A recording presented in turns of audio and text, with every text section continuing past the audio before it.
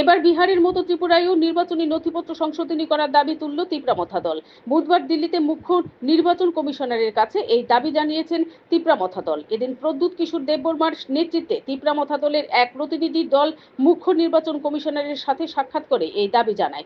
প্রতিনিধি দলে প্রদ্যুৎ কিশোর দেববর্মা ছাড়াও মন্ত্রী অনিমেষ দেববর্মা সহ তিপ্রামথা দলের অন্যান্য বিধায়করা উপস্থিত ছিলেন।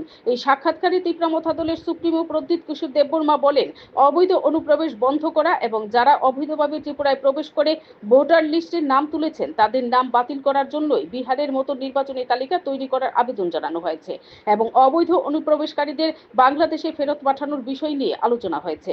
কারণ এইভাবে অবৈধ অনুপ্রবেশকারীদের ভোটার লিস্টে নাম উঠলে এক সময় তিপ্রাসাদের নিজের অধিকার নিয়ে রাস্তায় নামতে হবে। তাই অবিলম্বে বিহারের মতো নির্বাচনী তালিকা তৈরির আবেদন জানানো হয়েছে বলে উল্লেখ করেন Pradyot. Bureau report BTV Tripura news.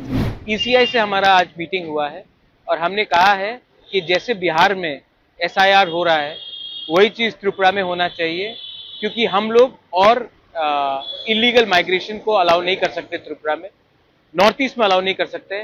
और जैसा चल रहा है हमारे स्टेट में, अगर इलीगल माइग्रेशन चलते रहेगा तो ज़्यादा दिन दूर नहीं है जब हमारे तिपरासा लोगों को अपना सर्वाइवल और एग्जिस्टेंस के लिए भीख मांगना पड़ेगा। तो हम लोग सब आए थे ईसीआई और हमने क्लियरली बात कहा है कि आप कुछ कीजिए वरना सिचुएशन हाथ से निकल जाएगा।